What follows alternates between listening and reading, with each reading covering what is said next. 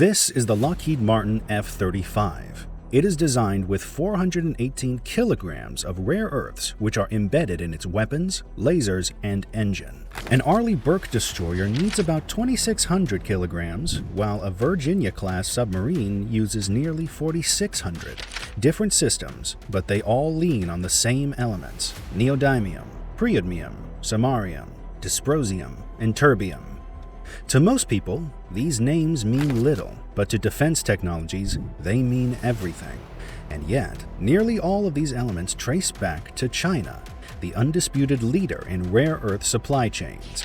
Around 85% of rare earths are refined there, and the country produces more than 90% of the world's rare earth magnets. Automakers, aerospace manufacturers, semiconductor companies, and military contractors around the globe rely on these metals. Without them, most modern devices would either fail to function or operate far less efficiently. For the defense sector, the risks are even greater because in some shape or form, the world's strongest military now rests on its rival supply chain. As trade wars, tariffs, and debts pile up, more countries are moving away from the US dollar. The result is a quiet monetary shift, with investors and central banks turning to one timeless asset: precious metals. Before we dive into how China built this leverage and how the US is trying to break it, make sure you like, share, and subscribe to our channel. Don't forget to press the bell icon so you never miss out on our amazing upcoming content. Despite the name, rare earths are actually quite common. Most are scattered all over the Earth's crust. The key is finding large concentrations that can be mined at an economic scale.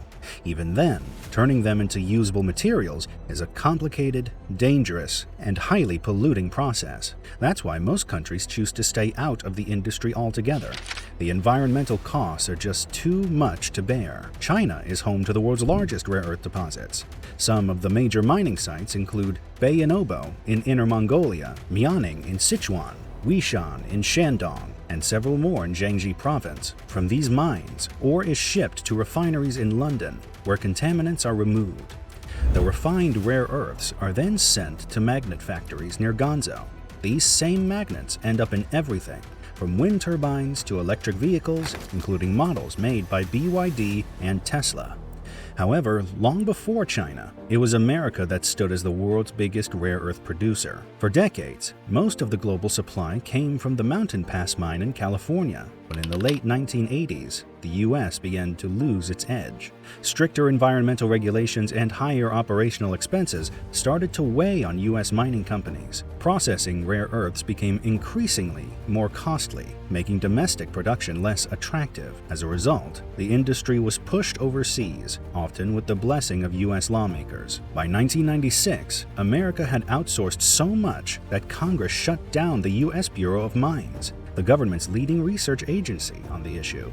Meanwhile, as the US stepped back, China picked up the slack and learned the craft. It accepted the environmental burden and channeled massive resources into developing its rare earth industry. Low labor costs and lax environmental standards gave Beijing the advantage it needed to expand its hold on the market.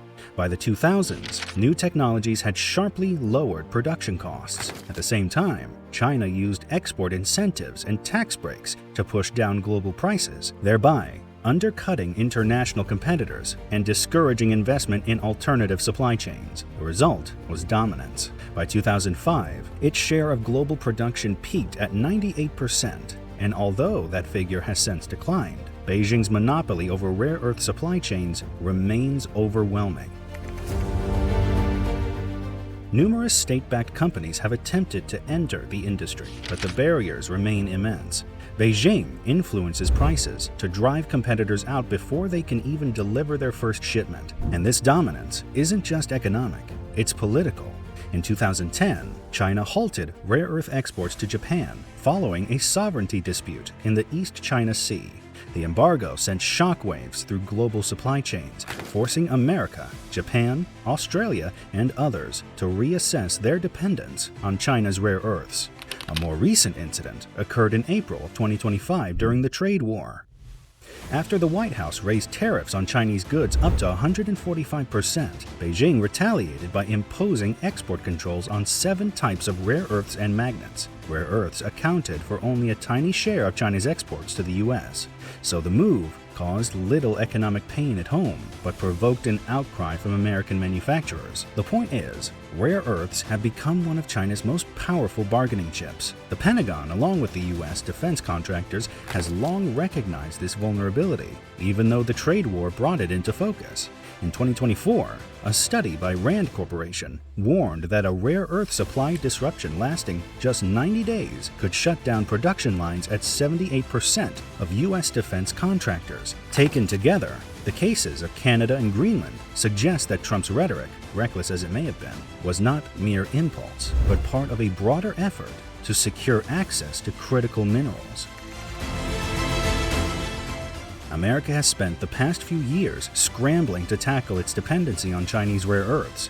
Most notably, the White House has invoked the Defense Production Act, a Cold War-era law to fast-track domestic production of critical minerals for national security regions by prioritizing such efforts and channeling low funding.